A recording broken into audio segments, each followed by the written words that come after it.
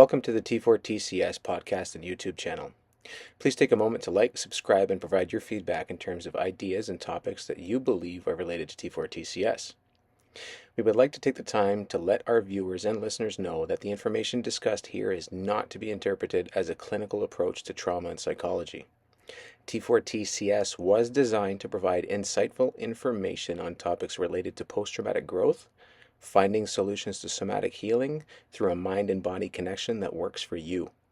It also serves as a platform for members from various communities to learn about positive effects of a trauma-informed approach to self-defense and martial arts training.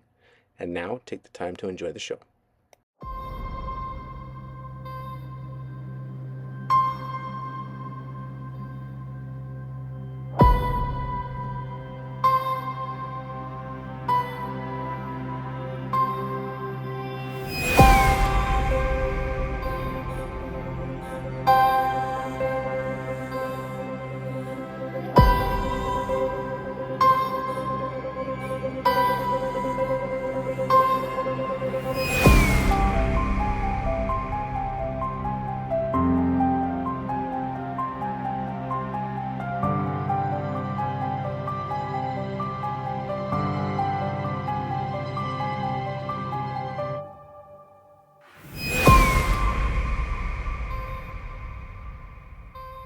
Welcome back, everybody. So today we have another one of our special guests. I don't know if you want to say special. I don't know. Do you feel special?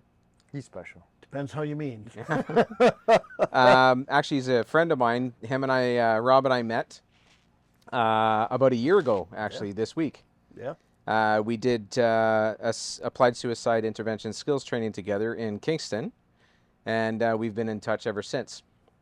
And Rob, I'm not going to steal your thunder, so I'll let you kind of introduce yourself. But just to give you guys a bit of a background, he's a retired veteran firefighter. I explained it in one of the previous episodes where he's got some amazing work that he's doing right now with boots on the ground. He's doing assist training on his own as well, and helping out veterans. But the other thing that is really amazing about what Rob does and started doing is the artwork that you see that he does, and it's absolutely fascinating to see it. So you get a chance to take a look at it online, go for it. I'll let Rob sort of plug that in and introduce himself here. So go ahead, Rob. Thanks for having me. Rob Leathen, firefighter, 30 years. Started out as a volunteer with Ajax, where I live.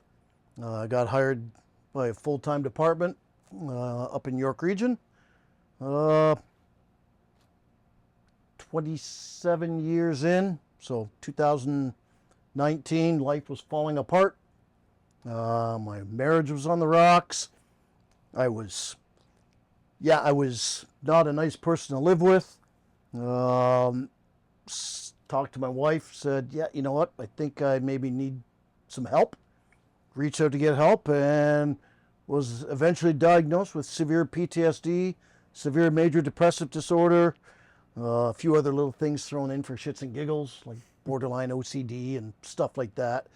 And that was the start of it. My last day of work was April 8th of 2019. Sunday, June 2nd, 2019 was the day that I made the decision that suicide was the answer. Fortunately, that was not successful, and I'm here today. Part of my journey got me involved with mental health education, advocacy, peer support. I've still to this day provide peer support. I teach peer support. What else? Yeah, I do talks with different departments, things like that, just to educate. And as Eric mentioned, I also do digital artwork. I found, I'm not very good with markers or crayons. Well, maybe crayons. You did say I was special. I'm not very good with paint brushes or anything like that, but I know my way around computers. And I chose to use that as the medium for my artwork. And my artwork, I do it for two reasons. One, to help me process some of my own traumas, and two, to help educate. Some of my artwork is incredibly dark, but the reality is a battle with PTSD and depression, anxiety, and suicidal ideation. It's not really full of unicorns and rainbows and sugar pops and all that. It is very dark and raw. But some of my artwork I also use to help talk about hope. Because without hope, you really don't have any chance of recovering from trauma. So I try to instill that in people as well. Yeah. Awesome. Thank you so much, man. So I'm glad to be here. Thank you very much. So part of what we want to talk about is that you know, getting back in touch with that. We talked about the warrior mindset, and that came Yep. up because of what we do here with what we're doing at T4TCS. We're trying to approach it from, you know, teaching trauma-informed self-defense, but also helping people from a somatic perspective, releasing that stored energy from Yeah. the trauma Yeah. from the trauma side. So.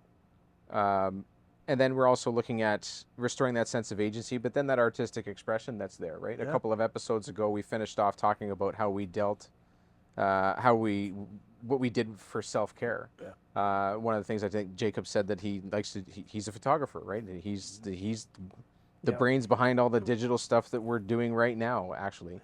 So, you know, he's finding things that help him cope with photography and film, and Mark, it was with his animals, and then going out and he plays music too, and then he hasn't said it yet, but some of the artwork that this guy does is also amazing. So let's just do discussion, like, if you guys want, just ask if you're okay with answering Yeah. some questions from Yeah, Mark, absolutely. because I think these guys do have some questions. I'm an open book. Yeah, go for it. Did you have a prior history of being artistic when you were younger, or is it something you stumbled upon during that time? Yeah, when I was younger, I used to draw. You know, I used to write poetry in my teens. But, you know, as life went on and bills needed to be paid and all that, that sort of went by the wayside. And it wasn't until I learned how artwork can be used as therapy that I really started bringing it back to back to reality and using it. Like I said, I used it initially as part of my own therapy. Then I realized that, yeah, you know what, I can use that artwork to help others as well. So, yeah, sort of. What led you to discover that this was a good source or a way for you to express or release some of that you were going through? So there's a firefighter paramedic out in Alberta. His name's Daniel Sundell, Dan's son. I saw some of his artwork. He does similar stuff, and I saw his artwork years ago, and it's like, wow, this stuff is pretty powerful. And as a matter of fact, when I do a new art piece, I always go through all of his to make sure, okay, I'm not duplicating something that he's done. Yeah. Him and I actually had a couple of conversations, but yeah, I thought, you know what? It's a very unique medium. It's a very unique style. The only difference is what he does is he stages the scene, photographs it, and then he does puts his touch on it. Okay. Whereas with me, I don't stage the scenes. Like, I'll come up with an idea, and I'll build the image of that with individual like parts or component images. Sometimes those images are stock images. Sometimes they are photographed. Right. So, for example, the one I'm working on now, it's not completed yet, but it's how do I explain it? It's a water scene. There's a firefighter in a boat with a life preserver. On one side, it's the same firefighter, but in a drowning position, right? Like, and there's a civilian on the other side in a drowning position. And it's about, as a first responder, having to ultimately make that decision to save yourself before you can save anybody else. But it's you know what it's what everybody or every first responder, you know, has to go through when they're struggling. And it's like, okay, I'm a first responder, society's problem solvers, but I've got a problem as well, but I'm the problem solver. And eventually, like I said, I mean, I started therapy in February of 2019 and still stayed going to work, right? And it wasn't until April 8th that I had to make the decision that, yeah, I need to be away from work Yeah. to be able to heal. You can't heal in the same environment that got you sick. That's a very important Right. point. So at that point, you know, that the art piece I'm working on now is sort of like a metaphor for that decision, right? It's like, no, I'm a first responder. You know, it's a calling. That's what we do. Yeah. That's who I am, which is problematic thinking. But sooner or later, you have to make the choice that you got to save yourself before you can save others. So that's an example of you know, an art piece I'm working on right now. You know? What is the different, like, I do art myself, but I'm very curious to hear, how does it feel while you're creating versus when it's created and you actually sit back to see what you've manifested and how it resonates with you once it's complete? So when I'm creating the art pieces, it's incredibly mindful, right? It's a great way of calming that monkey mind, right? Because you're so focused on the one thing, the art piece you're working on, that you're not, it's very mindful. You're not thinking about other stuff, you know, other problems, or, you know, next time I'm going somewhere, or you're focused on the one thing. And for me, when I finish the art piece, and this is I guess still part of the hangover from PTSD and the changes that go on with you. It's like, I don't get a sense of satisfaction out of it.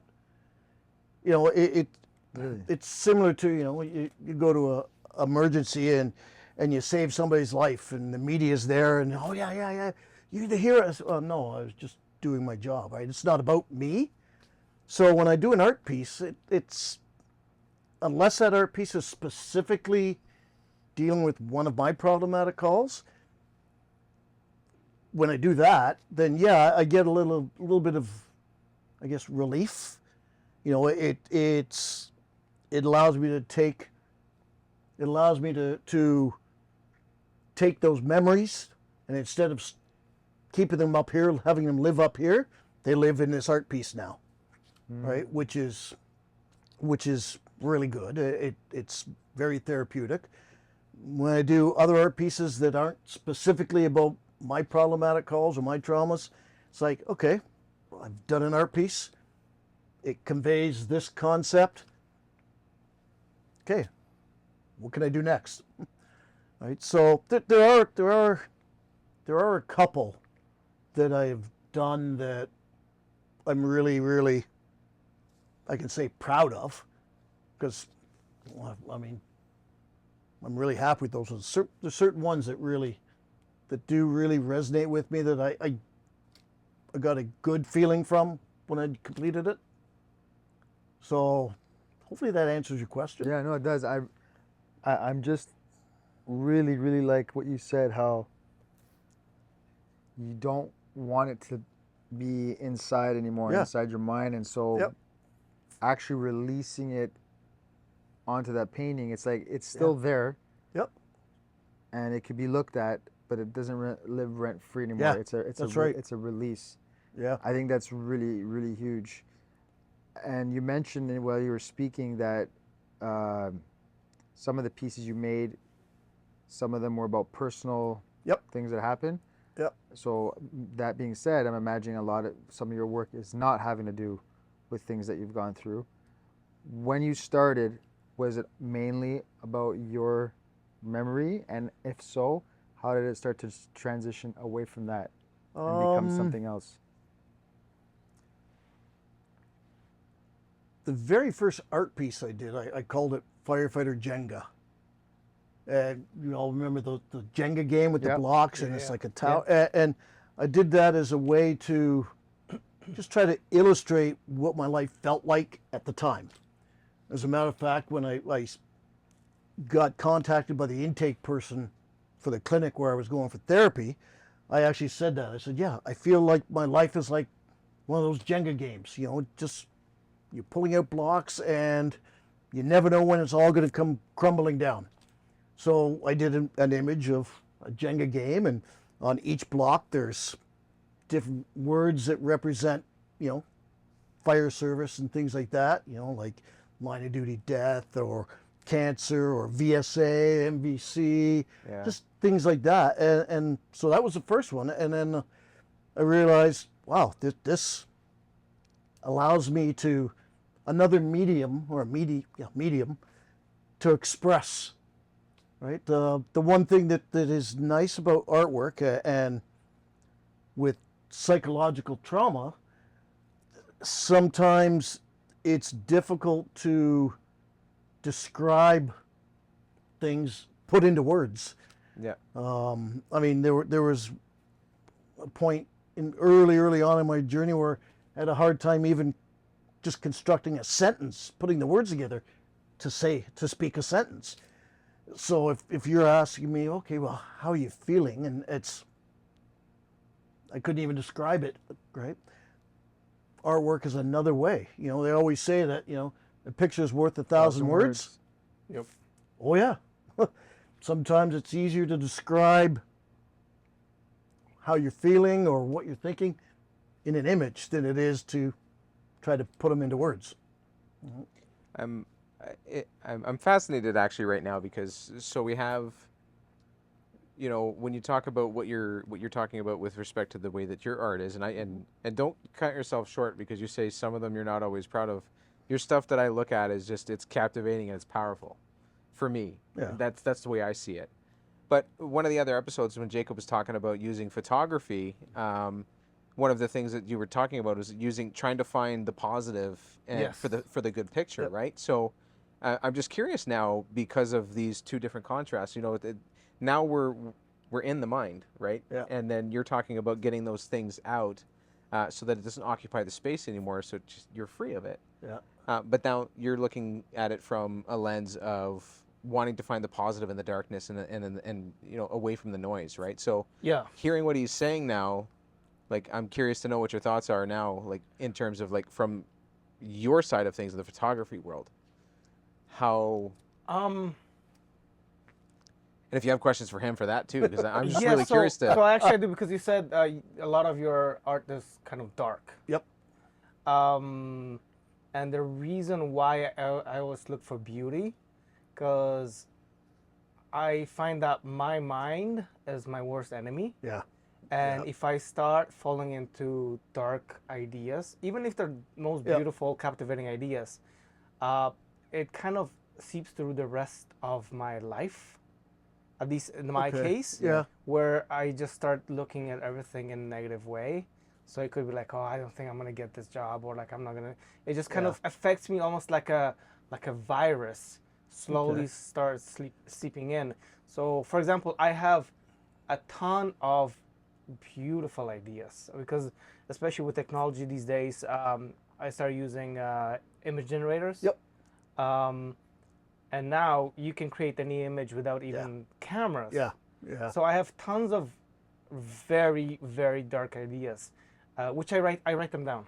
I write all of them down, but I'm almost afraid to create a single one because I feel like it's gonna suck me in. Yeah. I can see that. But I also see a point of like it's a point of release, Yeah. and I'm just afraid to see on my scale which one will outweigh which, Yeah. because maybe it is worth to actually create this, even if it pulls me in a little bit, Yep. because it will release a certain tension that I have pent Yeah. up. Yeah. And over time, the losses I get here are not even close to the gains I get here.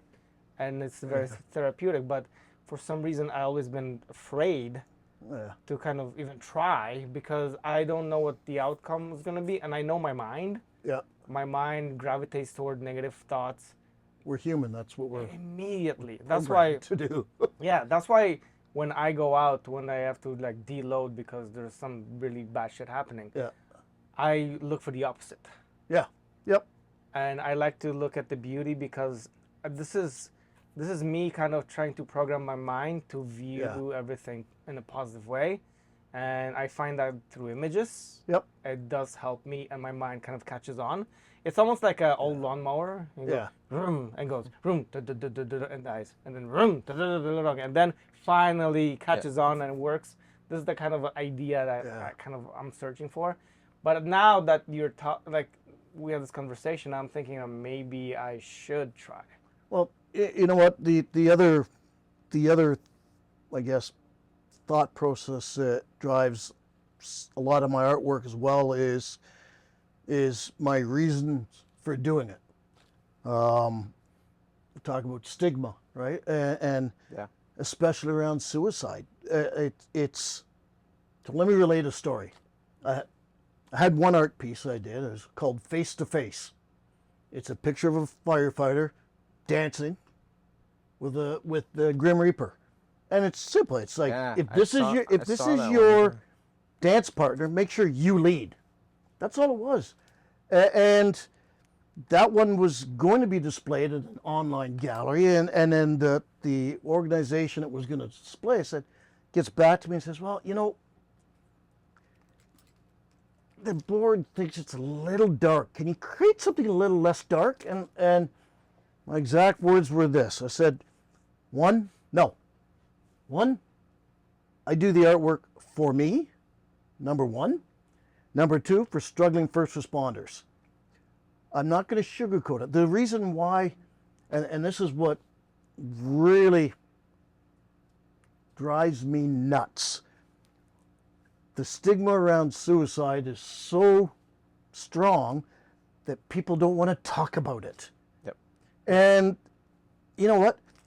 If you're a struggling first responder, if you're just a struggling person and you're having thoughts of suicide, and you see that the rest of society don't even want to say the word, and they want to sugarcoat it and make it less dark and less raw, what's that say to the person who's struggling? Oh, wow, it must be really bad if, and therefore, you know, my thoughts are really bad if they don't even want to say the word. You know what? Like I said, you know, a journey with PTSD and depression and suicidal ideation, it's not full of rainbows and unicorns. It's incredibly raw. Yeah. And I don't want to sugarcoat it. All right? I think we do a disservice to those who we have lost to suicide by pussyfooting around and not really coming right out and saying it. I know first responders who they won't even say the word suicide. They'll say talk about the dark times or the dark place I was in. Holy crap! Use the word Yeah. suicide. We should be, you know, the discussions around suicide should be everyday, normal conversations, like we talk about the Leafs, or we talk about your next vacation. That's called trauma. Yeah, that's So- not helping so- anybody. But you know what? We gotta normalize the Yeah. discussions Yeah. around a very dark and raw topic. 100%. Now, I will yeah. say that there are times when I do take a break from mental health related artwork and I'll do surreal artwork. Just something that's not mental health related. You know, whether it's you know, an angel flying on a dragonfly. Because, you know, myth has it that dragonflies have an extra set of wings. instead of 2, they have 4 wings, Yeah. so that angels can fly them. So I did an image of that. Right. I've done some images of just non-mental health related. Right. Like I did one of picture of the Earth, cracked, blood coming out of it, pooling on the ground, and you got children, reaching up to that, and it's completely opposite. Everything that's breaking apart is completely opposite, meaning pro-life, against that, right? Non-pro-life, Democrat, Republican, conservative, liberal, pro-guns, against guns. Like it's All the polarization and stuff. it's what's ruining the Earth. Funny you And should say. us. Yeah, I kind of had the same idea. I never. It was very close, but it was with a child Yeah. in a room with a whole bunch of adults, and they were screaming the same thing you actually Yeah. said. It was. Right. So that's some of the surreal artwork I do is because I see something going on in the world, and it's another way of doing it. I've got one that I really like. It shows a guy, heads open, right? There's this hand that says mainstream media pouring this red goo into the top of his head, and that red goo's coming out his mouth as the person's opinion. It's like, oh, you know what? That's mainstream media giving you your opinion as opposed to you developing your own opinion, right? Just things like that I'll do. Well, I did do one art piece that, because I tried to capture that warrior mindset. Yeah. And basically it's got a demon on this side, and it's got, words on this side. Yes, I'm overwhelmed. I'm unsure. I've got no hopelessness and this and all that. I don't know how I'm going to win, but I know as sure as hell I'm not going to lose. Yep. Right. So yeah, I don't know how I'm going to win, but I sure as hell know that I'm not going to lose. Train not to lose. Yeah. Is that warrior mindset.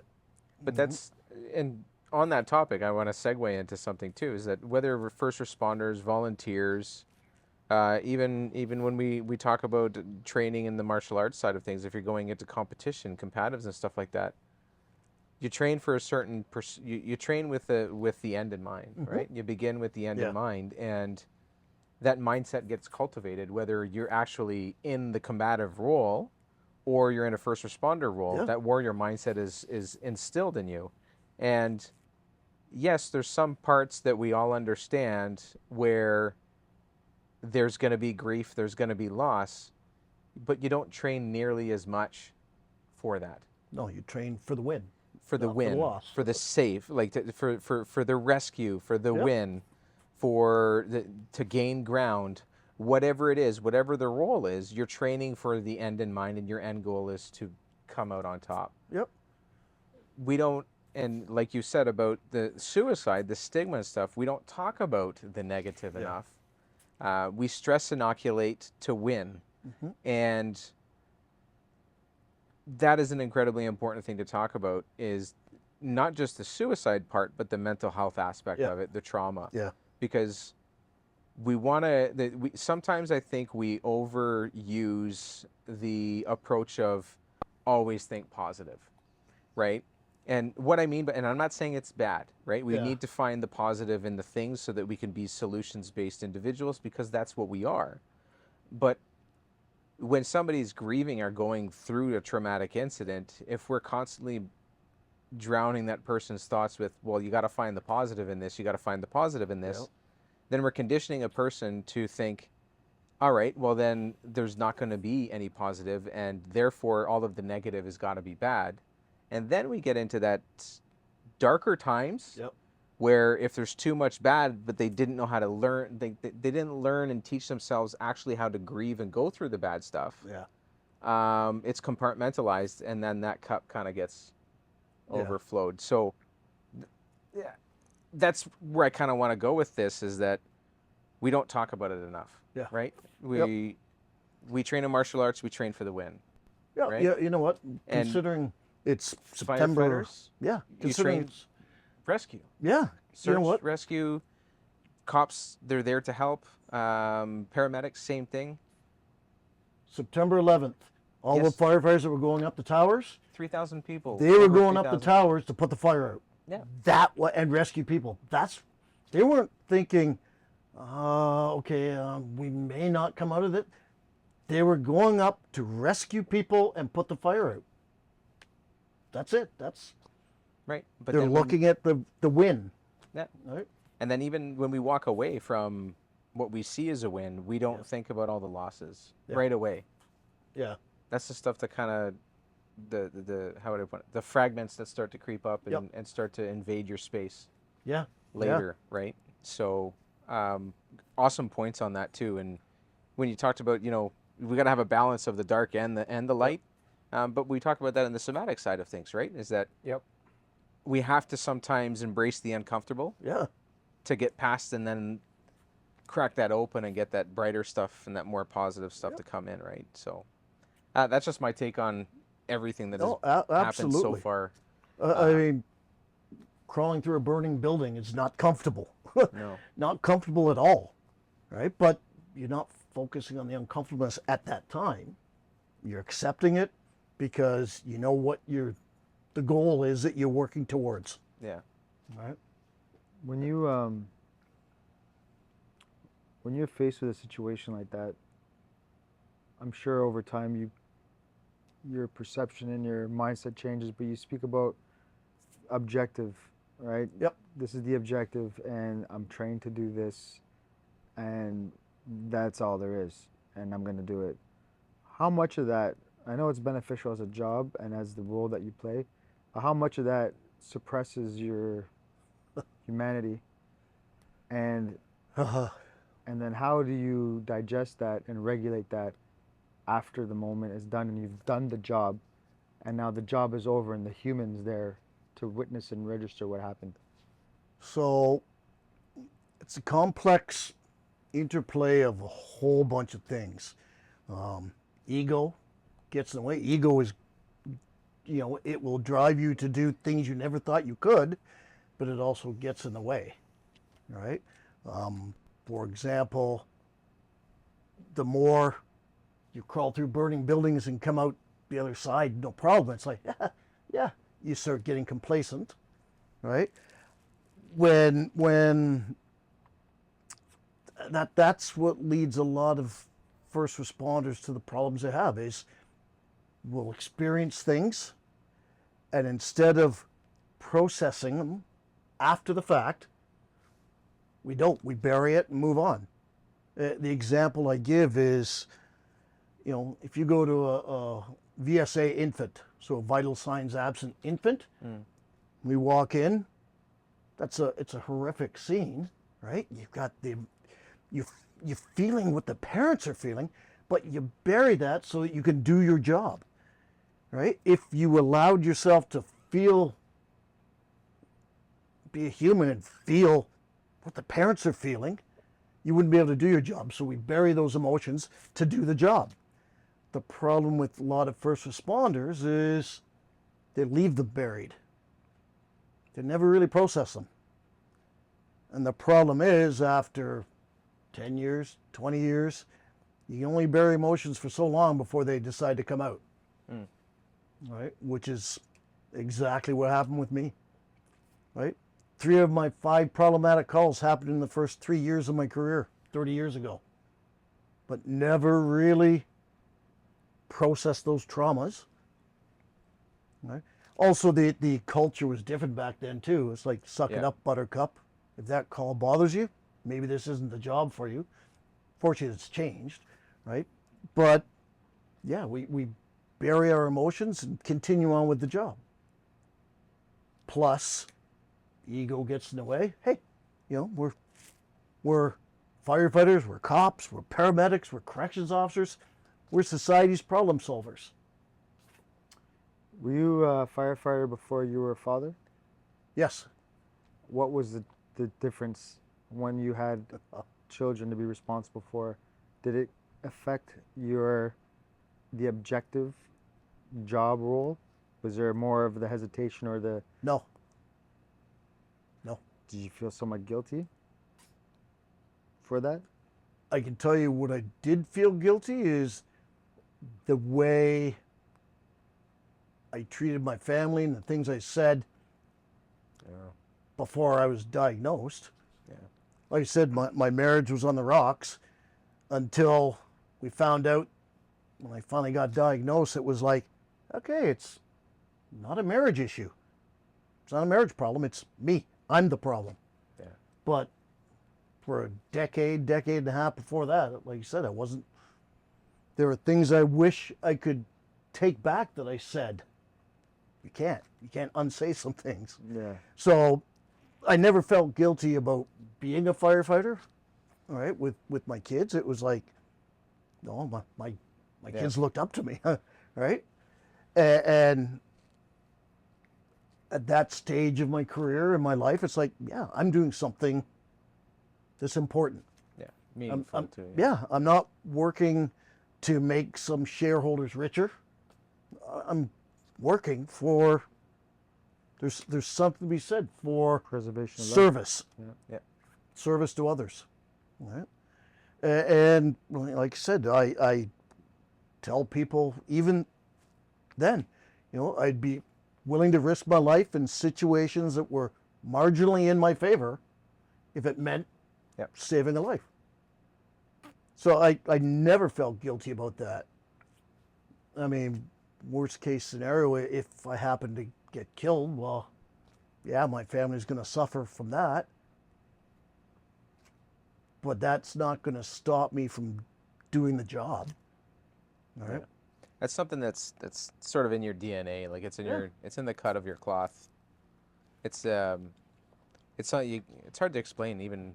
Yeah. Yeah. I was asked something similar too once, and it's hard to explain it. Like there's just a will to want to do it regardless of what the outcome is going to be. And it's not a carelessness thing. No.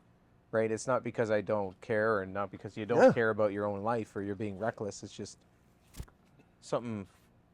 There's just something there. Yep. I don't know. That's why so many first responders say it's a calling. Yeah. That could be problematic though. Like I can tell you now.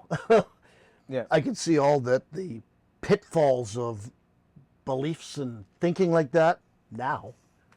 Right? It's like I was always defined. A lot of first responders define themselves by their identity by the uniform they wear. Right? Forgetting that, no, being a firefighter, being a cop, a paramedic, corrections officer, and dispatch, that's what you do. That helps pay the bills. That's not who you are. Right? And the reason why that's important to remember is if your identity is nothing but what you do, when you can't do that anymore, you lose your sense of identity. And that's actually a good point to touch on, because that's, you have returning veterans, Yep. like military veterans, or even people out of service retiring. Yep. That's where some of the stuff can start to happen, and does often happen, where is that sense of agency and that identity is they're trying to regain that control again. Loss of sense of purpose, loss of that sense of connection. I think that was one of the biggest problems with COVID that triggered so many people. Oh, absolutely. Yeah. Absolutely. Especially with children, I think those, especially school-age children, I think really got hurt about that. Like, really were affected by it. You're going to see the impacts of that a decade from now. Yeah, because they're developing that. They're in their formative years, especially in the like school age, elementary school, where they're just developing that social bond and getting used to all of that stuff. The mirror neurons too, with respect to. Yeah. I mean, you mentioned it briefly when you were talking about going to a VSA for infant, and mirror neurons are a huge thing. I mean, that's how we learn to survive and communicate when we're born. Yeah. But when you're highly empathetic and you respond to a call where you're trying to not mirror the neurons and be stoic and do the job, I mean, you're burying those things pretty deep, and we're stopping a natural response that needs to happen. And we talk about it when we had the lectures and stuff like that, and when we talk about stage 4, and that's that letdown phase of that response. if that doesn't occur and you just keep stuffing that stuff Yep. down, we talk about it, we wrote about it, is the trauma kindling, right? Yeah. Yeah. And you didn't feel it for almost 30 years, and all of a sudden Yep. a spark comes up and lights that It, fire, it right? got your brain. It's the But we're the stopping- analogy is like, you know, you're wearing a knapsack, you're going for a walk on the beach, you see a nice stone, you put it in the backpack, right? Oh, there's another nice stone. You keep putting them in, Yeah. and the backpack gets full, and you can't put more in, right? What we should be doing is taking some of those stones out, Yeah. right? But we don't, right? So would you agree that, I mean, I'm pretty sure you will, that especially with first responders, soldiers, there has to be departments, especially for situations like that, where, for example, it was a really bad call, that everybody gets debriefed and assessed for all the damage that might have been caused. I wish it was kind that of simple. Yes, of Right? course. I make it sound so simple, I understand, but Yeah. Unfortunately, one, you've got archaic way of thinking yeah, that still exists out there. There's still, usually in the older first responders, The but macho still, it's mentality, like that's part of the job. yeah. You get society who says that. Well, that's what you signed up for. No, I didn't sign up to get a psychological injury. I signed up to help people, right? Yeah. It you know what? A lot of those programs cost money, which means budgets and services budgets go up, and it's some services are better, like we do have CISM, you know, critical incident stress management. Yep. The military started with that. Yep. That was pretty good. Yep. A lot of times though, that the more It got diluted over the years. the more progressive departments understand that there's CISM and there's peer support. They're not one and the same, and you need both, Yeah. right? A lot of other departments, because it comes to money, well, yeah, we have peer support. We've got a CISM team. No, CISM's about the incident. Peer support is about the person, right? So I can say that it's improving in the fire service at least, but it takes time. It takes time. And you making your comment about the storing stuff in. Yep. I know you and I talked about this.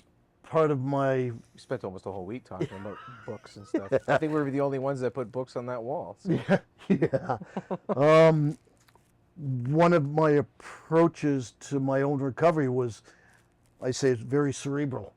I wanted to learn absolutely everything I could about PTSD, depression, how the brain works.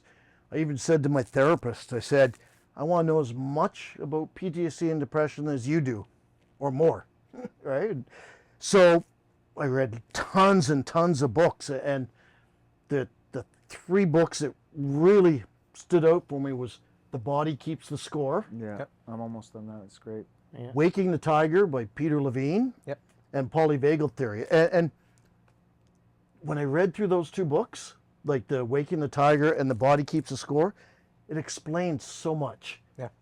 Like, you know, I had some therapy sessions where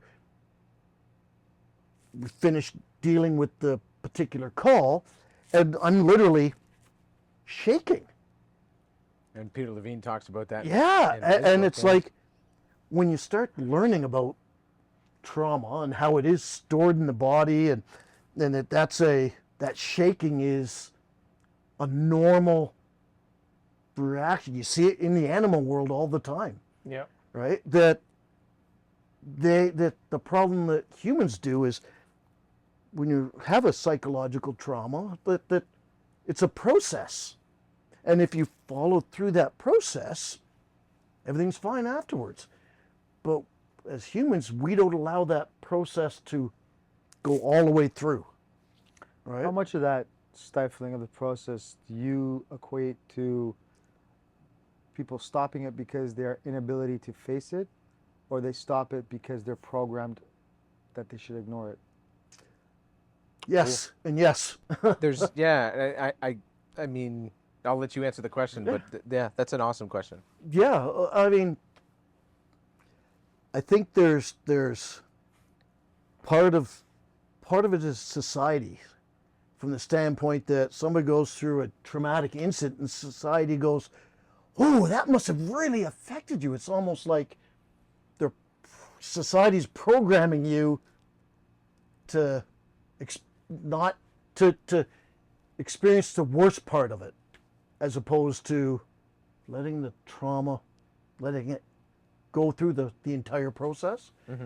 There's individual factors as well that come in. There's things like, and I've learned this as well, that there was a study done years and years ago, well, not too long ago, 15 years ago, called the Adverse Childhood Experiences Study, the ACEs study. The ACE scores, yep. Yep. That was in the Body Keeps the Score, was it? Yeah, not? Yep. and we talked about it with Carl too. That's right. Yeah. So the higher your ACE score is, the more predisposed you are to problems later in life.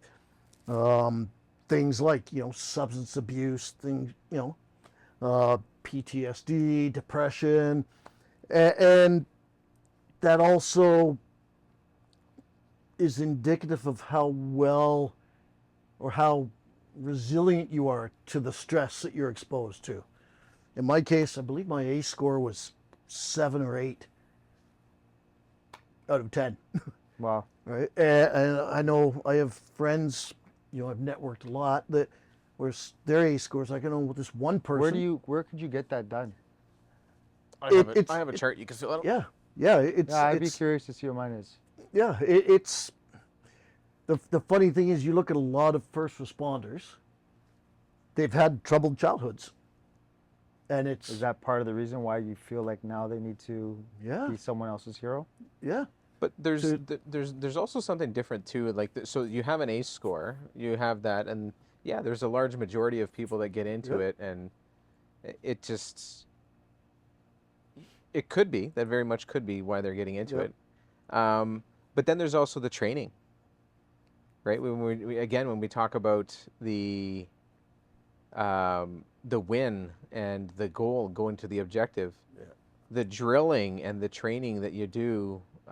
Whether it's Structure. military, first responder, all the paramilitaristic style training, it's drill, drill, drill, drill, and it gets more realistic as it goes along. And the scenarios are more realistic, so you're inoculating yourself to that stress. And the objective is to, the goal is to complete the objective and finish the task. And so instead of seeing what we can see at 160 degrees or 150 degrees, now this is what's happening. And so we're also even after being stress inoculated, we're doing this, we're seeing more myopically, but we're still taking in the sounds, the smells, and everything else on the side. So whether it's a scream from a crying baby out here, but you're not actually seeing it, or the screeching tires of a car crashing into another one while you're going into something else, those are all things that get deconstructed and stored in the back of the brain, and those are the fragments. It's not often the immediate stuff that come back as flashbacks. Yeah. It's the fragments of the things that you can't even remember seeing or hearing or smelling. The analogy my therapist gave me to help me understand it is, picture a mirror. Mirror, you see your complete image, right? When you're looking at yourself in the mirror, you see the complete you. You drop that mirror and it shatters in a whole bunch of different pieces. And assuming your image was captured in the mirror, you pick up a piece of mirror and it's like, okay, that could be a thumb, and oh look, there's it's an incomplete picture. And the thing with psychological trauma is it impacts so basically when you experience something, right, anything that creates a memory, your brain puts a timestamp on it, date and time. This is when it happened, and it files it away. With memories from trauma, sometimes they don't have a timestamp on it.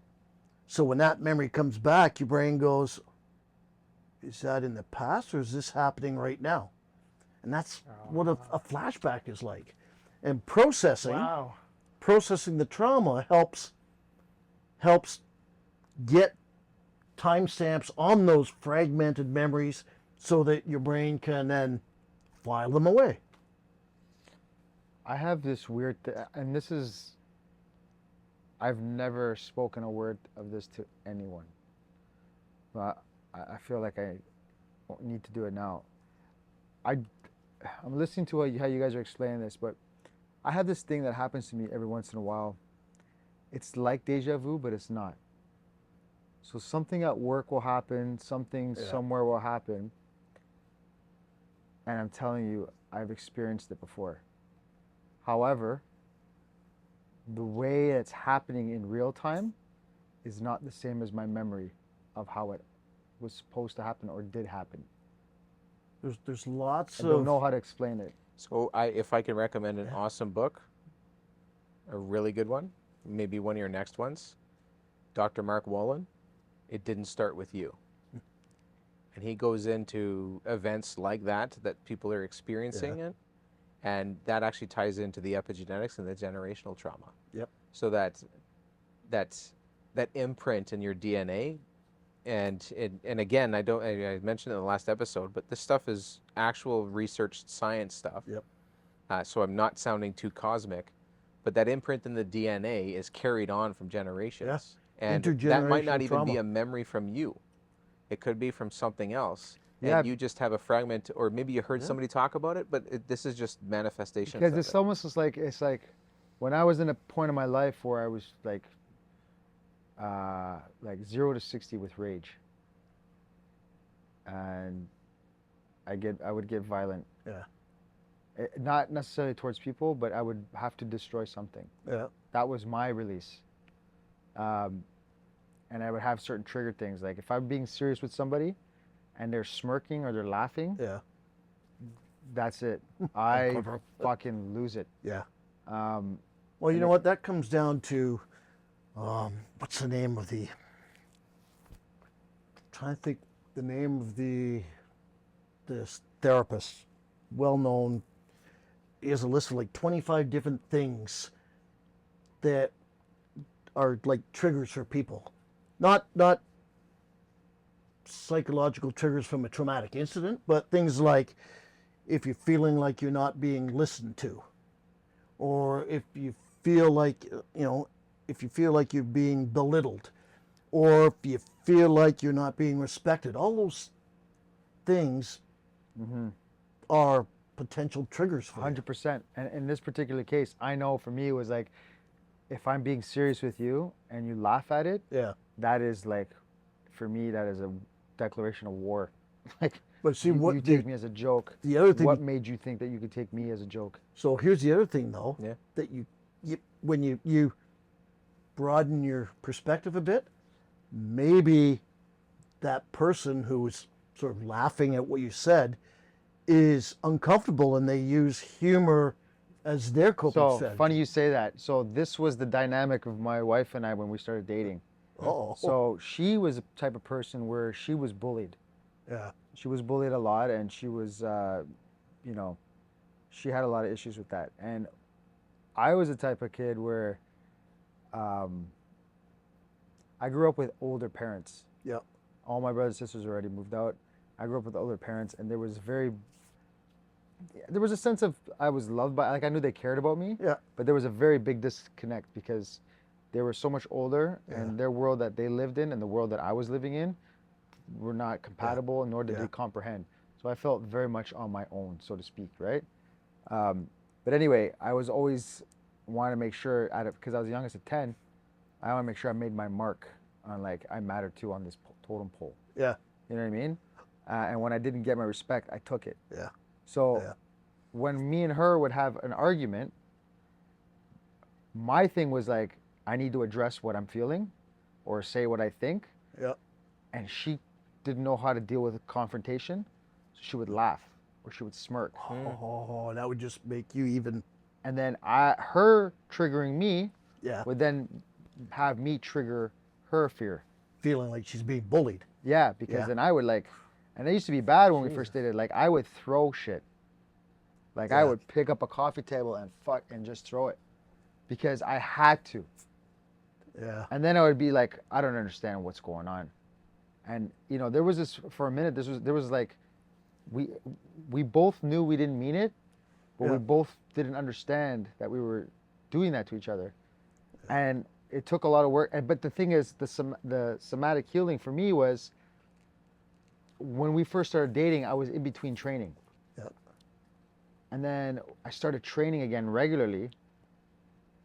And now that I had a place of release, An outlet. Yeah. Yeah. right, that started happening less and less. Yeah. And she noticed it and I noticed it, and then I was able to vocalize after, like, listen, Yeah. when I'm being serious, you can't do that because this is how I feel. And so, you know, she would start to kind of catch on when she was doing it, because remember, she's also doing it without realizing it, Oh yeah. Yeah. right? And so, but it would take some real effort for me that when I seen her doing that internal conversation, like she's not meaning it in that way.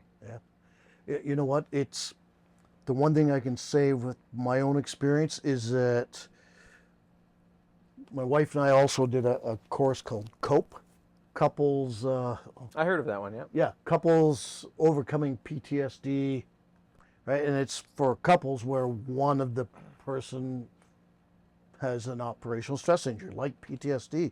So my wife and I did that, and that was one of the best things we did that helped with our marriage because it taught us how to communicate better, right? And it's not always just verbally.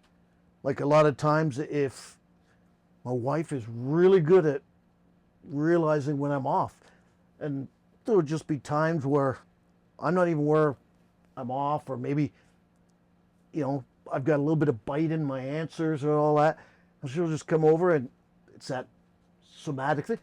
Stand up, and I'll stand up, and she'll just give me a hug.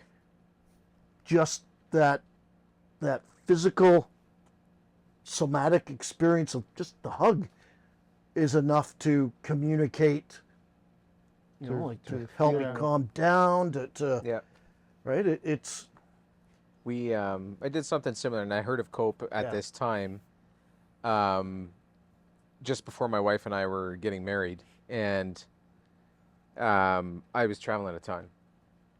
And one of the things I was talking to with them about it is letting them know, like, we said, you know, we have a great relationship, things are good with us. It's just one thing we notice is that whenever I let her know that I have to go and go somewhere and leave, it's usually around a day and a half to 2 days before I have to go, or that I'm ready to go, or I'm going to be leaving, we start to fight.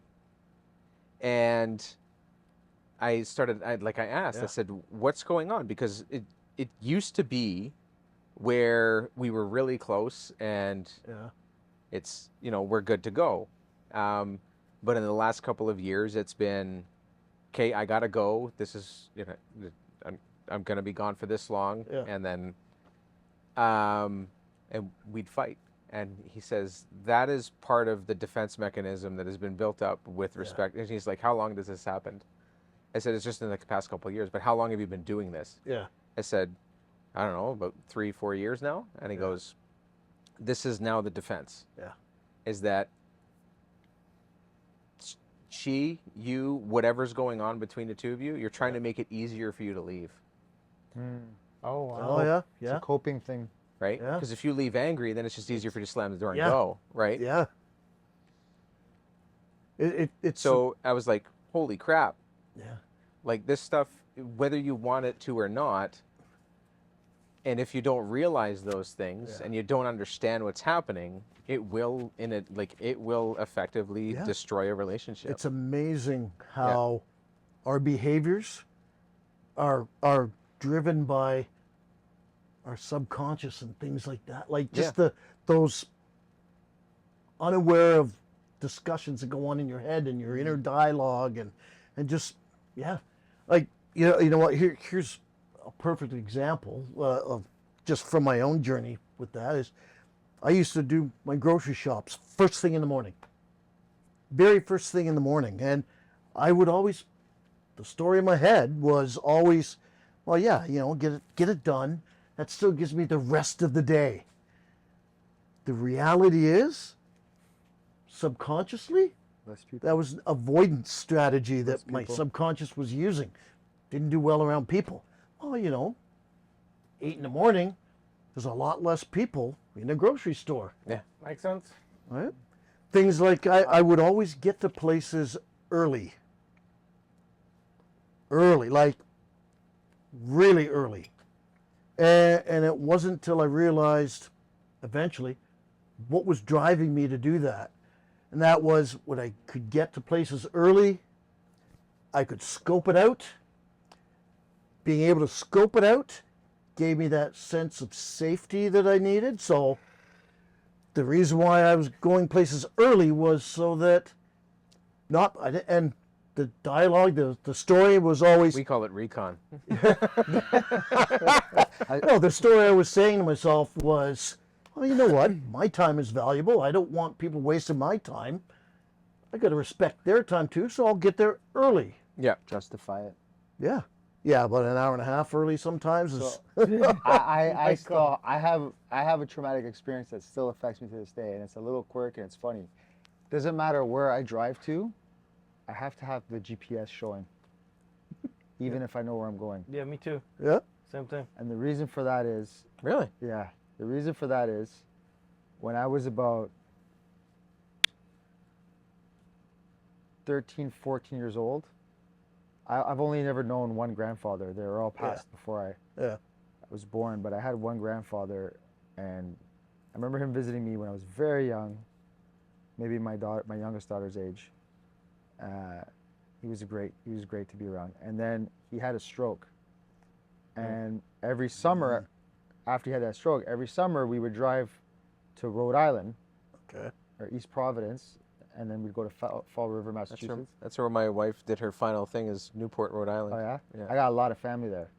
So we would drive there, but my father, he doesn't read English very well, and he does not deal well with anxiety. So he was relying on me to read the signs.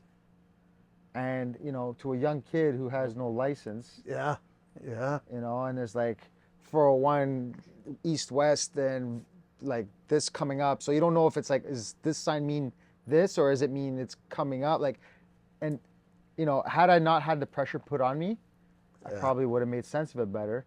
But when you're a little kid sitting in the back seat of a van, having your parents yelling at you, which way, and you're trying to make sense of shit. Yeah. So anyway, I got us lost. We had to like detour for like 2-3 hours. Yeah. And it was 2-3 hours of being yelled at. Right? Really? Yeah. Wow. So I was just like, I don't ever, and I only started driving on the highway like in my late 20s when I was forced to. But isn't Because it? I had such severe anxiety when I'd get on the highway and a fear of getting lost and having to make that decision so quick that I would like, Yeah. and I said, fuck it. I would drive to my work, and I would take the long way. So I'd have to leave at like 5 in the morning to be there for 7 because I wouldn't take the highway. And on the way home, I would get home an extra hour late because I didn't want to take the highway. Okay, so now that you know what the cause is, does that relieve some of the stress and the anxiety? It relieves the stress because of the GPS. See, the GPS is my blankie, right? Yeah. Because if I get lost, the lady with the sexy British voice will tell me when to turn left. Dude, so we're not changing your GPS voice? No, Is that what you're saying? We're not. You sure? We're not. No, I'm just The joking. jackass German guy put it on there. Turn left, schnell. And this- So, for the record, that wasn't an inappropriate comment. yeah, like I understand the root of it, and it took me a long time to like, okay, the way I broke it was, all right, I just gave myself a talk. I'm like, how long are you gonna let this cripple you? Yeah. Stop being a bitch. Get on the highway. And then I was just about to merge. I'm like, nope. And then I said, okay, fuck, go on the 407. Yeah. It's less cars, Okay. wider lanes, start there. Yeah. So like a little bit of exposure therapy. That's it. So that's what I Yeah. did. I did that until a freaking bill came. Then I said, 401 it is. Hey, that's a great strategy. Replaced one trauma with the Yeah. But now, and then now it's like, I put on, I had my car for 10 years and I put 380,000 kilometers on it Yeah, because now I just drive everywhere. yeah. But even still, the GPS makes for a much more soothing trip. Man, Okay, didn't know so that. let me ask you this though. Not that I'm a psychologist or anything, although I play one on TV. No. Yeah, they call me Dr. Phil. Yeah. Catch me outside. You know what? And so, keep explaining It's this the to me. hair Yeah. that makes you love The lack Phil. thereof, yeah. So, what you're really saying is you're using the GPS as a maladaptive coping strategy. Yeah, it's my I don't want to be forced to make that decision under stress because it'll bring me back to that memory. So how or about that this though? feeling. What if you don't use it and you do get lost? You're going to beat yourself up, right? Well, that's the thing. You're and human. So now it's like let myself get lost on purpose. Yeah. And then try to figure it out. And if I can't figure it out and I'm wasting gas, GPS is still there. I'll bring If you out. you I'll do. teach you some cartography stuff, and we can just Yeah. go out there. But like I get bought you a map. I have a If you road wanna- map. I have a road map and Oh, that's old school. I have a map in my glove box that I like, Yeah. So it's like, but it's funny because these are small little quirks, Yep. And, Yeah. and I understand exactly where they come from, and I understand exactly what the trigger is and everything like Yeah. that. But it also makes me think like, here's my father trying to bring us to go see my mom's father, who Yeah. we didn't know how long he was gonna last, and he couldn't speak a lick of English Yeah. or read English, and he's got to travel 16 hours or whatever it is. Yeah. And so he's relying on me. So I like that's the what do you call it? It's the trauma that's gained by your upbringing or the people around you. What's the terminology? your ACEs score? So you have your ACE score, but your epigenetics or your core Epigenetics, balance. that's what it is.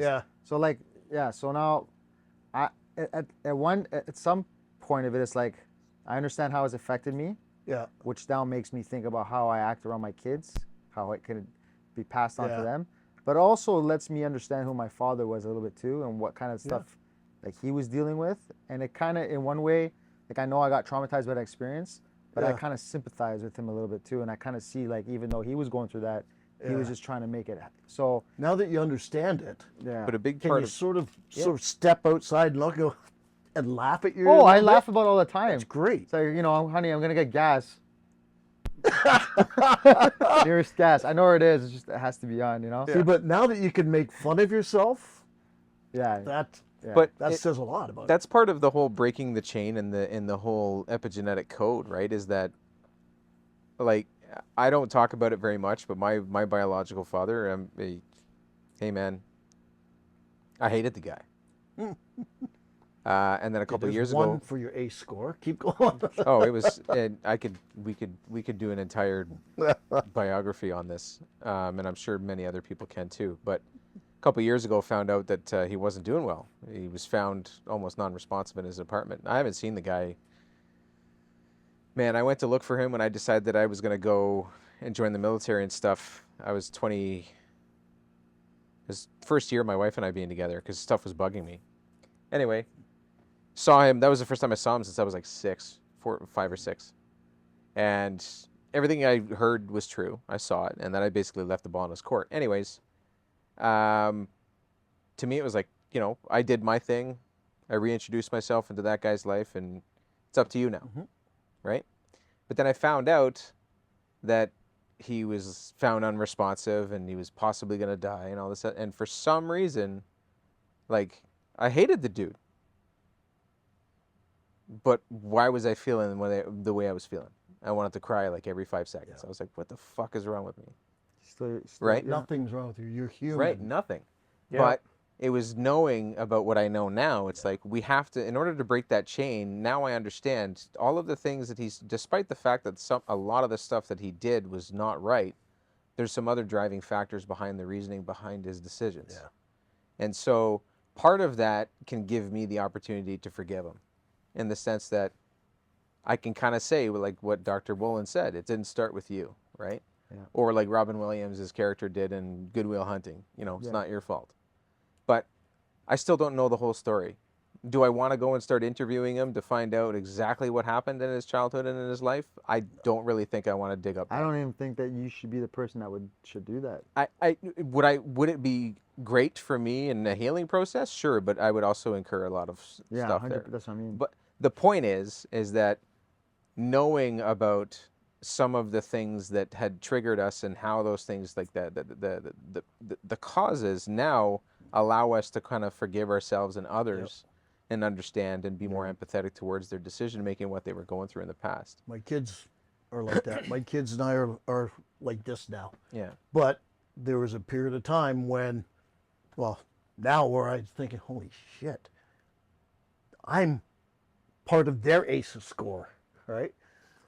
And that's something I live with forever now. But you're breaking that chain now, right? Yeah. So But now the kids understand what was actually going on, that, Dad's not just a dick. He's actually dealing with something. Yeah. We're so much closer now. Yeah, I think my kids. I think I racked up some points on theirs during COVID, Yeah. because I was a different person, and they seen it. But like, I've come to the realization too that no matter how good of a parent you are, you're gonna knock some points on that Yep. score. Yeah, absolutely. And I think it might not be the most popular process that we have to go through it for development. Yeah. I think it's necessary as well. but if we're aware of it, then you can minimize it, right? But being a parent Yeah.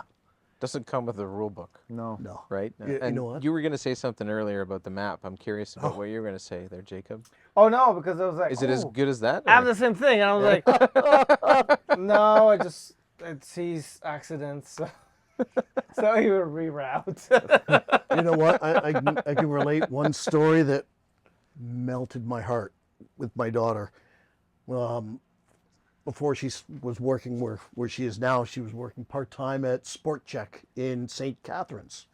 And the mall she was in, they had a robbery with a couple of gunshots at a nearby jewelry store. So, the gunshots go off and everybody's evacuating. She's evacuating, right? No big deal. She thought nothing of it. 3 weeks later, at that jewelry store, they're replacing the glass, right? They finally get replacement glass, and one of the pieces fell, shattered.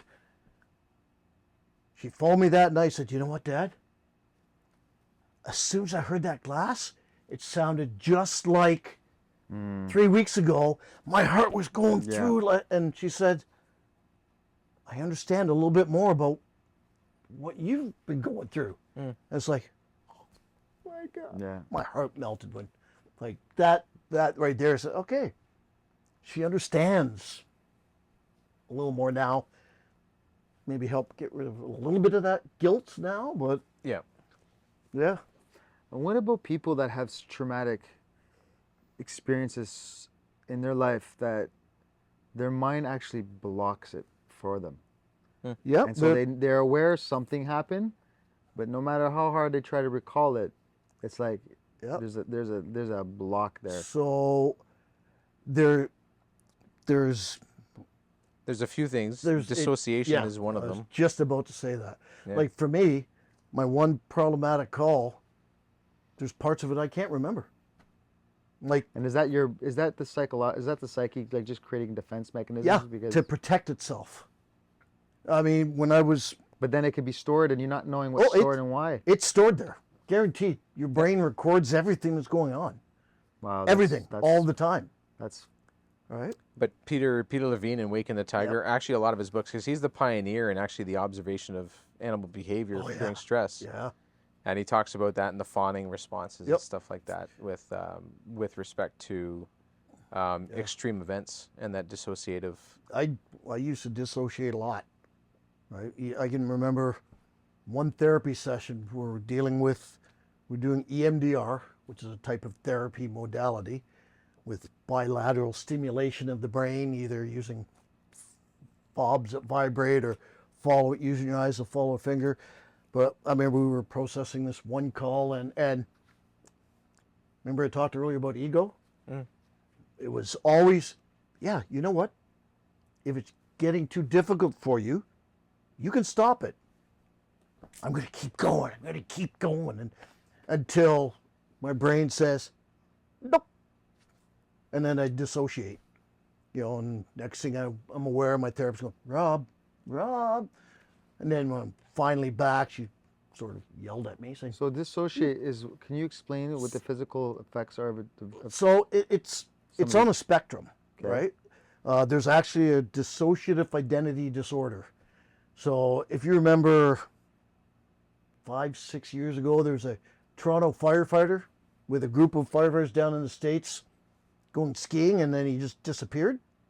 And they found him like 5 days later over in California, and he had no recollection. That's Wow. a true dissociative identity disorder. That's at the high That's end. extreme. Yeah. For me, it was basically, the way I could describe it was, when you get that blue screen of death on your Windows computer? For me, that's what I described it as. It's sort of like my brain rebooting. So you just like zone out and. Yeah, and not aware of anything. And for me, and what that is that's your brain's way of trying to protect itself from any more psychological damage. Right? So Wow. for me, fortunately for me, I think the longest time that I can actually put a time on was about 2 minutes.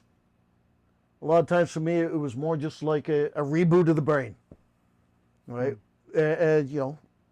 For me, there were signs, like, just that 100-yard stare into nothingness, and my wife, hey, right? So, but there are people who dissociate less than that, and it lasts longer, right? Could last days, where they're not really themselves, right?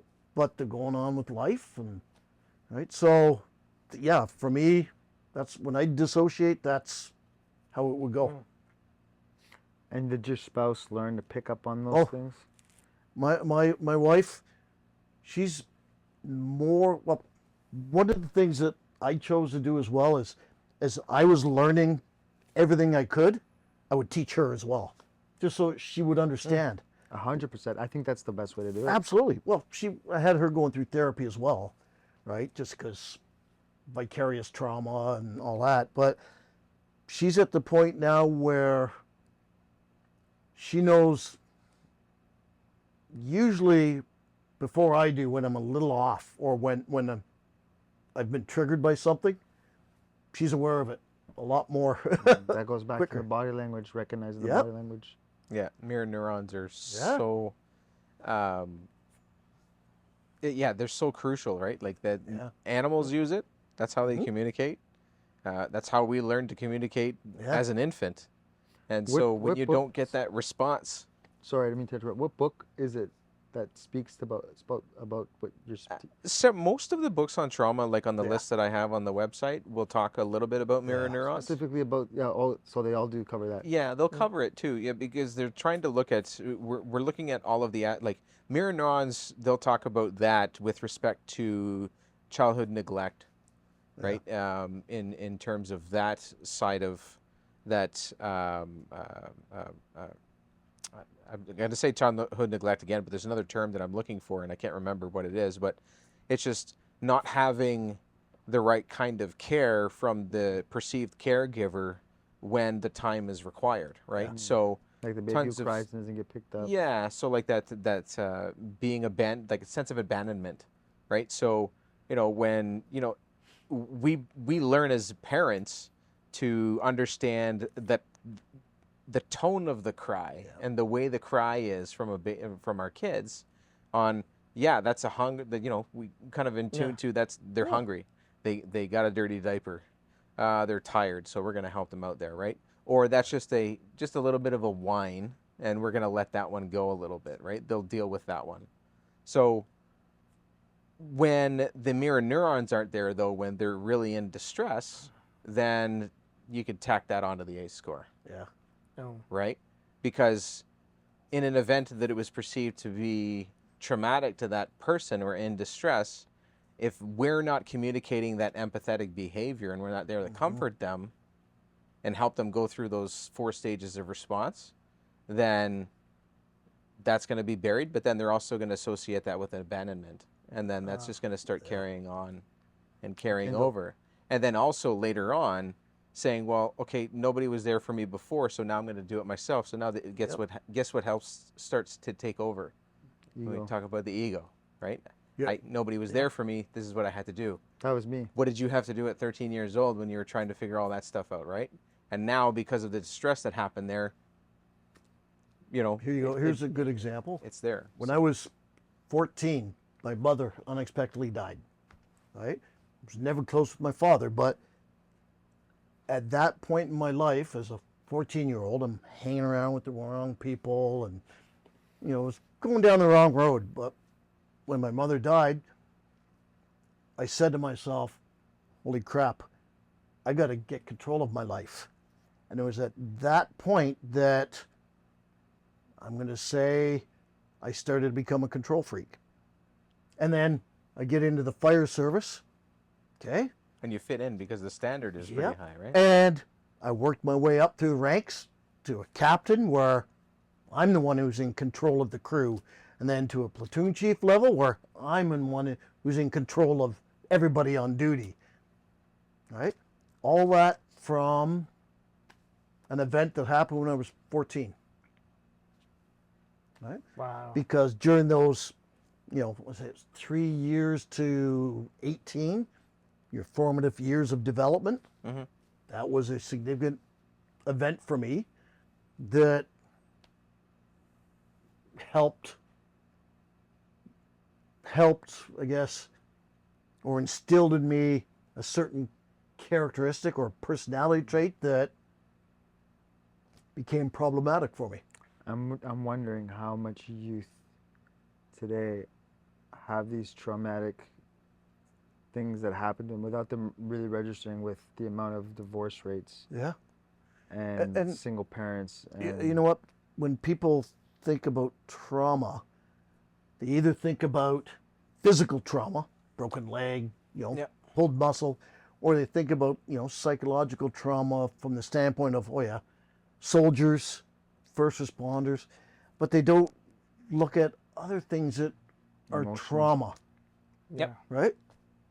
You know, like But that's why, because the more it talks migrants, about immigrants who come to Canada. my parents. Yeah, like that's like trauma, right? When they come from a war-torn country, it's trauma, and they come to, you know, say Canada where they're not really well welcomed.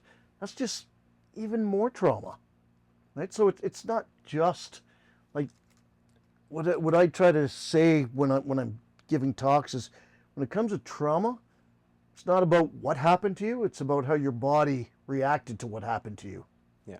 That's what it's about. Really an awesome author, Gabor Mate. Oh, yes. When you, Yep. I watched some of his lectures, and one of Amazing the guy. lectures that he talks about, like, and he's a very intelligent guy, and his life has been all about helping people. Yeah. But his family are Holocaust survivors, and he went to a retreat which he was going to be one of the special guest speakers at. Yeah. And this retreat was a bunch of shaman healers. And when I he think I know first what the shaman is. arrived, he wasn't even there for half a day, and they were like, "We need to speak with you." And so he thought, okay, we're gonna figure out what's gonna go on and and work things out. But it's like, no, you've got way too much negative energy in you. There's still Yeah. so much healing that you need to do that for the purposes of what we're going to be doing here, you can't be here. Yeah. You know, And he brilliant. explains part of his ego was like, who are you to tell me yeah. that I can't be here and I'm the person that's going to be your major guest at the retreat, and they were like, no, you don't understand, is that there's still some undealt with stuff that is inside you that is too negative for the others that need to heal here. And then he was Wow.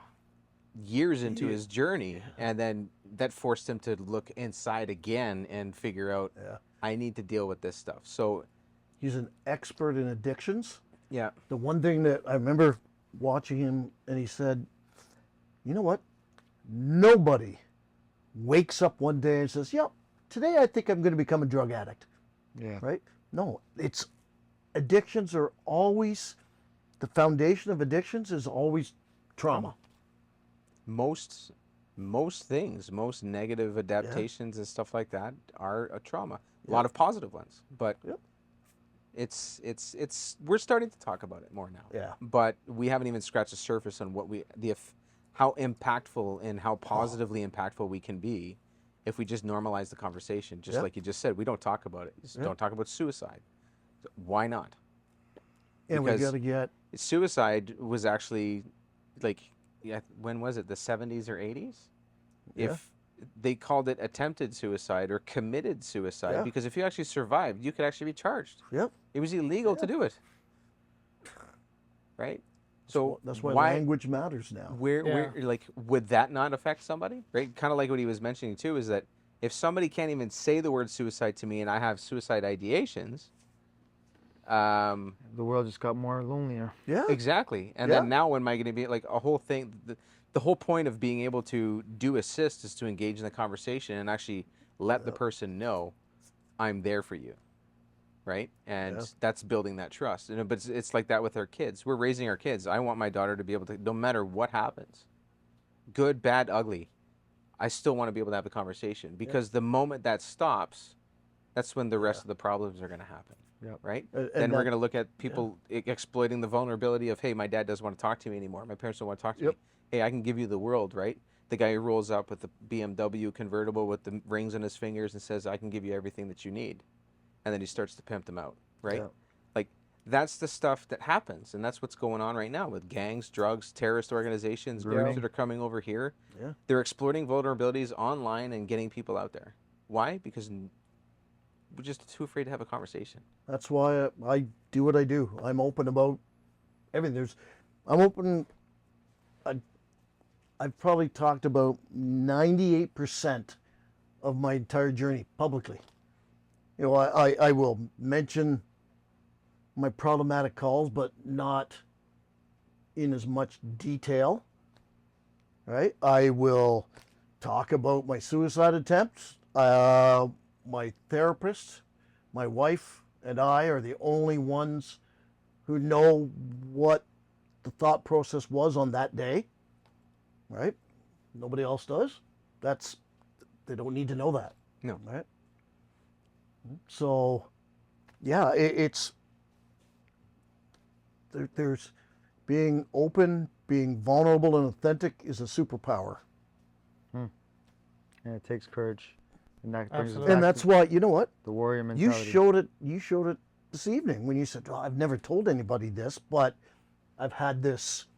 I think it was with the GPS. No, Right? well, Or- that was something personal that I don't really share people. No, Yeah. it was because I want to understand. Like, I'm listening to you guys talk, and I'm learning more as I read and as I listen, and as I contemplate. But it's like, you know, these things that would they would happen to me, and I would be like, that's weird, and I would shrug it off and not pay any more attention to it. But like, why am I experiencing moments in time Yeah. where I feel like this is deja vu, Yeah. but my recollection of it is a different outcome. Yeah. And I brought it back to the story where I would freak out before with my wife, and she would trigger me. Yeah. And I didn't have those then, but as I learned to control that, it's like now that I've controlled that, and I don't react like that. Yeah. I'll have memories of like deja vu again. Like Yep. somebody said something, that it's that person, I'm standing here, but the outcome was different. In my head, I got violent, or I raised my voice, and it's just like, what is that?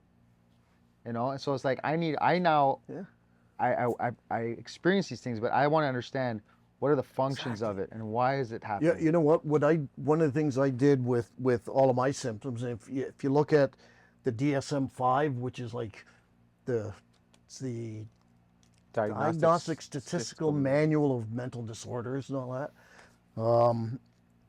There's lists of symptoms, and if you have so many of these, this category, so many of these, I had them all. Right? So what my approach was, every time something happened, like, I'd have a flashback, I would, instead of going, oh, another flashback, I'd go, okay, here's my understanding of flashbacks. What does This it is a mean? little bit different. I would use that to fine tune my understanding of flashbacks. So that way, one, I was aware. Two, I was curious because I wanted to know everything about PTSD, right? So I could learn more, refine my knowledge, and it also meant I wasn't suffering for the sake of suffering. I was doing something with it. Same thing, you're at that point now too. It's like, okay, I had this deja vu thing, but I'm really curious about it, right? Yeah. I'm curious, and I'm going to find out about it, find out what's going on. I mean, that's to be honest with you, that's an indication of post-traumatic growth. Right? You have anything there? Yeah. No, I mean, I think this is your episode. I'm not gonna lie. My life has been. I mean, no, I had some trauma with my dad, but it's not even close to what you guys went through. So I feel very fortunate. Yeah, but that's the thing, is that it's yours, Yeah. Yeah. right? You don't compare, like, and if you were sitting in a room with Gabor or Peter Levine or Yeah. any one of those, they would say, so Yeah. your life is your life, right? It's what Impact. you don't want to compare it, because if I sat there, if we did that, then we'd fall back into the same black hole. Yep. Yeah. Because- and the reality Yeah. is, like I said, trauma is trauma is trauma. It's yours. And, Yours. and it's not about what happened to you. It's about how you reacted to what happened to you. It's for that very reason that when I'm going to take a call on boots on the ground and it's from a cop, I'm not a police officer, but you know what? I don't necessarily understand the job, Yeah. but I understand the reaction to things that have happened to the person on the job. Yeah, so like whatever your experience is, it's yours alone, and you own, like, your trauma is your trauma. And Yeah, it honestly, shouldn't be compared to anybody else's. Really. And you I'm can't, when you start comparing, you start getting into the egos. Oh yeah, well that was bad. You should hear this. yeah. And I'm not like that. That's why I say I feel very fortunate. But yeah, I do agree. Like I'm just very good in avoiding things, and Ooh, I know, avoid. I know, and maybe eventually I'll take a look at it. But I feel like my cup still has a little room. So one of the really cool things that I just had, I had a guy that trained me in interviewing from BC. So he was a guest speaker at our work for World Suicide Prevention Day. He used the cup analogy, right? Yep. And then what he said is that, you get that meniscus line at the very top, and that's kind of like, I talk about trauma kindling. He's using the cup, and you can have that meniscus line that's like right at the top, and it's still over the rim of the glass. But it hasn't overflowed. Hasn't overflown, Yeah. but it just takes that little drop for it Yep. to go, and then it takes, once that little drop gets in there, more than just that little drop will actually come out of the glass. Yeah.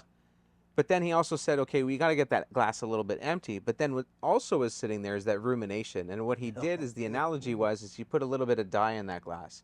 You could still have a glass half full or half empty, however you want to look at it. But if it's starting to get toxic, it's not going to matter how full Yep. it is. You could have a millimeter of water that's in a there. good point. That is a, If you know it's what? toxic, That's an amazing It's analogy. toxic, yeah. it's toxic, regardless, right? So it's, again, don't diminish your own success and your own trauma, and but that sense of that? agency and that control Yeah. is still got to be yours, Yeah. right? That's still got to be, Jacob deals with it, or whoever it is Yeah. that deals with it. I'm dealing it with on my own time, but I'm aware of it. Oh, I'm Right? aware that Yeah. there's definitely still something there that I just haven't looked at. You know what? I'll tell you, what goes through my head all the time now is I'll approach a situation, and the very first thing I'll say is, am I avoiding this, or am I Oh, yeah. avoiding this, or am I? And if my answer is yes, it's like I gotta stop avoiding this. I purposely avoid some things, but I think It's a safety mech that we're all built yes, Yeah. but I think sometimes learning to avoid, because I was like polar opposite. Like I felt the need to had to confront everything, Yeah.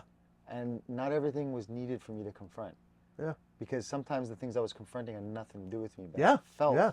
like I had to, I was compelled to, right? Yeah.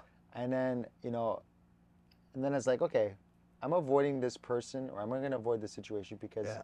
I'm not really invested in it, and I don't need to invest in it. Yeah. So I don't think avoidance is a bad thing under certain circumstances, but when it becomes the habit and your Yeah. go-to, Yeah. then it's kind of like, okay, I need to regulate this now. Because One thing that helped me, being a first responder, society's problem solvers, for me, everything was a problem that needed to be solved, right? And every single day now, I'm brushing my teeth in front of the mirror, and I have this affirmation that I say every single day: not all problems are mine to solve. what a And load off. that really helped a lot with being able to turn off the first responder and turn on the being a human, controlling what I can control, what's mine, right? and being okay with self-care. Right? Yeah. Sometimes we feel guilty, right? And Yeah. it's not a bad thing. No, you know what? I can tell you, I'll slip back a little bit, where I'll be a little more edgy, or my responses to my wife have a little bit more bite and all that, or just the depression ramps up a bit, and almost always it's because I've let my self-care slip. When I let Idea. it slip, it's No, I think you're right. Because my self-care very much is a gym. In the last 5 weeks or so, I wasn't regular because it's just life gets in the way, and I can feel it in my Yeah. mood. Yeah. I can feel, because I usually go to the gym at like 5 Self-care. in the morning, and it kind of charges my battery for the Yeah. entire day. Where now I start the day and I'm already at like red is Yeah. blinking. Yeah. Flip, flip, change the batteries, right? And I'm like, shit, I got know a what, full day. But that's a somatic healing, is getting Yeah. to that physical. yeah. Sets the tone. Gotta Yeah. get the gym in. I mean, you do you. I know we've all got a plate full of stuff, right? But, Yeah. I feel like we need to have you on again because there's other Oh, stuff that I 100%. want to talk to you about in terms of. You got I my know- number. Yeah, I know. Like I know when I'm done assist, and I'm gonna try and wrap this up now. Is that when I do assist, when I'm done, I love training. I love teaching people about trauma. Yeah. One of the heaviest ones though is when I'm done an assist course at the end of 2 days. I need me. Yeah. Yeah. Yeah. Right. I need like day one is tough. I could still debrief. I got to write my notes for the Yep. next day. But after the end of day two, like I want to. I wake up in the morning. Yeah. I'm like, yes, I'm going to go to Muay Thai or I'm going to go to Jiu-Jitsu, whatever it is. And at the end of the day, I'm like, nope. I'm not even going to be able to take care of Yeah. myself when I go to the gym because I'm just Yeah. going to either go balls to the wall and hurt myself or somebody, Yep. or I just don't have the juice to get there. Yeah. So those are things that I kind of want to talk about the Yeah. next time around. You know what? Right. Here's a perfect example. I've been busy for the last couple of weeks. Yeah. I know I gotta put a little bit more time into me. So this week I haven't taken any shifts at Boots on the Ground. Because it's like, okay, yeah, I want to. Yeah. Right? There's still shifts that need to be covered. I want to, but You gotta recharge. I gotta recharge. It's like you're painting, right? Help yourself before you can help somebody else. Yep. Yeah. The old oxygen mask in the airplane, right? And Sure, yeah. you pull it down, put it on your favorite kid first, and then you on yourself. Favorite kid. Favorite. You're my number one. My boy Blue. So do you want to give the viewers and the listeners? So what's your email, your website for your paintings and your well, I've contact got- info? I'll plug it in on the yeah. on. You can go to leathen.ca, LEATHEN.ca. That's my sort of primary website, and then you can also go to Leathen Digital Art leathen.ca. You can also get to that through my primary website too. But yeah, that's got my leathendigitalart.ca has all of my artwork and some photography stuff and Yeah. graphic design stuff I've done. I'll Definitely put the checking links. that out. I'll put those links on the bottom of the YouTube channel, and I'll plug it in on our website too. So Yeah. All right. Thank you very much for joining, and we'll have you again, hopefully. It was a great It was discussion. a pleasure, man. It's good to meet Great you. discussion. Yeah. All right. Cheers, everybody. Cheers. Cheers. Cheers. Cups are empty now. Yeah. Yep. We're gonna need some for the very end Empty. next time. Just a splash. Slow it down. Empty your cup. No toxicity here. Oh, good one.